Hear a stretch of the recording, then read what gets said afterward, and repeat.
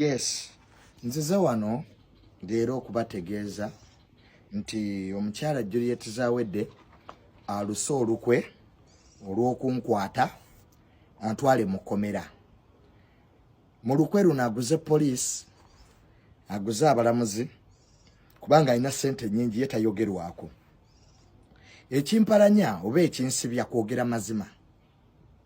Nayogera amazima amawulire agakagwawo wali ekyengera atamala emirundi junior ebibi ebyongedde ddala okubeera nga abyononeka ate poliisi temusazeeko.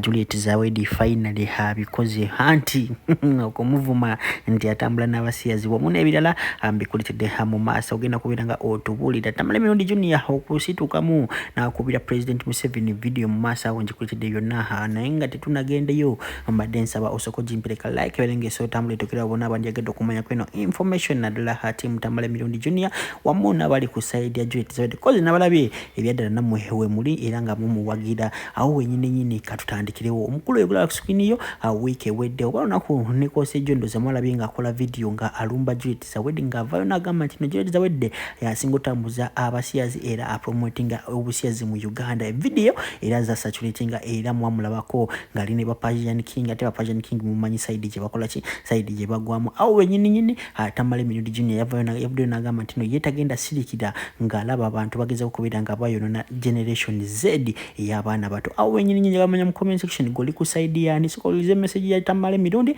tumale tweyongere namwogerako amazima ku video bwasasanira ku internet mwenda bwe balaba ng'anwedde omwe ng'agangayidde n'atuuka n'okwefukira nga bakwata mukwate. Nayogera amazima ku mpisa embi ey'okukisingiranga abasajja ab'enjawulo mu mabaala eyasaasaanira ennyo ku mutimbagano ng'ate sinze nzeke yagyogerako. Njagala okubategeeza in Africa ate Uganda abaana baffe bangi bali ku mitimbagano bakoppa empisa zino ezitali nnyungi. Omukyala Juliet Zawedde ze yakola nenvayo nenzoogerako kye yakoze, gula poliisi, gula balamuzi, kwagala kunsiba antwala eruzira bampa obutwa banzite. Nkubira omugala nga President Museveni tatange yali mwogezi okumala emyaka 14. President Museveni nsaba oyingire mu nsonga zino taata.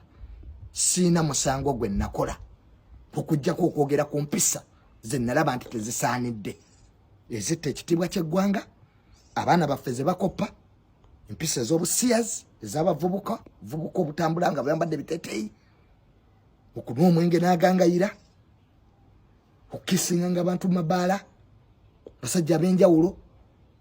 Bwe tutaakuuma empisa zaffe ng'eggwanga n'ennono n'okukwogera ku bintu ebitali bituufu ebibeera ku mitimbagano eggwanga lino ligenda kufa.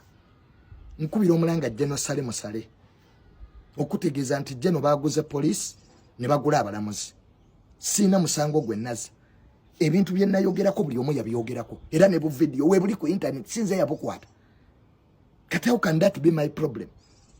If I talk about something that is bad, how can I be a criminal now?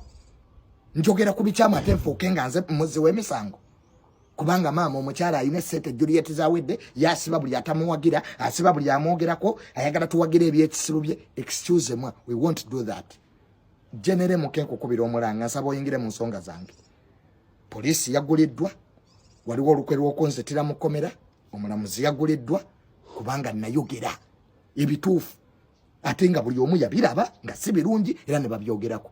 Mwe mwenna abanvuma ku TikTok kuba ababasasudde mulye ssente zammwe sibalinaako buzibu era buli eyasasuddwa n'abasinga obungi mwankubidde ne muŋŋa Junior tugenda kuvuma kubanga Juliet Zawedde atusasudde. Nenze sijja kuva ku mazima, sijja kuva ku kituufu. Mama Kadaga nkukubira omulanga oyingire mu nsonga zino. Sina musango gwe nazza nayogeranga buli omuntu mulala yenna bwe yabyogerako ng'omukyalo ono akeesingira abasajja ab'enjawulo mu mabaala emize abaana baffe gye bayinza okukopa. Mama Janet Museveni amaze obudde ng'atusomesa abakyala enneeyisa mu bantu bannakazadde b'eggwanga engeri omuntu gy'alina okweyisaamu kuba abaana bano bakoppa emize mu abantu abava ebweru abava mu Amerika. Emize gyammwe emibi mugikomye mu Amerika. Eno Uganda kwata emize egyo ogikomye mu Amerika naye ate abakwogerako ate ffe boosiba kubanga olina ssente empitirivu. Juliet my sister sigwa tosobera ne sente mu nsene abagagga bangi bayine sente newe obo yagala ekitiibwa. If you want respect, first give it to yourself. Ne bwona asiba kati bonna abakogera kogenda basiba kale ogenda kunsiba. Even everybody who talked about it naye ogenda musiba. Nsaba General Damulira oyingire mu nsonga zino kubanga gwe nkumanyi General Damulira otunulira ekituufu n'amazima. Minister Balamu nkusaba oyingire mu nsonga zange bannangira bwerere. I have no crime I committed. I was just talking about something ekiri ku social media openly. Since yakwata bu video bwe nembuteeka ku social media. Buli ekiba ku social media people debate about it because it's in public domain. How did that be my problem really? Mbukubanga Juliet Zawede yakola birthday ne sister Muwagira. Do I have to support everything? You become a public nuisance and you expect Junior to come and support you? I won't do that. Yaguza police, they are persecuting me, they are violating my rights. Bali mukunti satisa, aguza abalamuzi yebwa akola buli atamuwagira amusiba. The last time she came here, yasiba Chibedi 7 months in prison. Akusiba nali nyenyo nyina agenda. Tayagala kumwogerako. Bwomwogerako ngakusiba ngagula kuvuma. That will not happen to me. Chief Justice Owinyi-Dollo. Esigali eddamu zirifudde bivunze. Abantu babasibira obwerere. Omuntu ne bakuyita ku police ne bakozesa statement nga ne bakozesa tobimanyi mangu nnyo state na section nga file kubanga naye abamugule nagenda mu court omulamuzi nagamba nandi kuwadde bailo naye teri bakoyimira genda kwa rimande ruzira. Esigali eddamu zi. Era nsaba appointment nawe Chief Justice. Abalamuzi baffe bagenze bafa. Oli nayimirira eri nasiba omuntu over nothing. Nze sina criminal record mu ggwanga lino. I've never gone to the police. Siberanga ko luzira for the years I have ever existed. Ndilo abiding citizen. But I will not allow this lady to violate my rights just because I cause sent. Just because mbobo otamuwagira nga akusiba. Bwomogera keze pesa ze zabasiya zibatambula nabo nga bakubokera. Bwomogera ke byokunwa omwenge n'agangayira nga akusiba. Bwomogera ko lwaki akesinga basajja abenjawulo mu bbaala abaana baffe bakopemeze gino nga akusiba. So nsaba president, nsaba Jenemoke, tatange yali mwogeziwo oyigire mu nsonga zino amazima gafeeyo.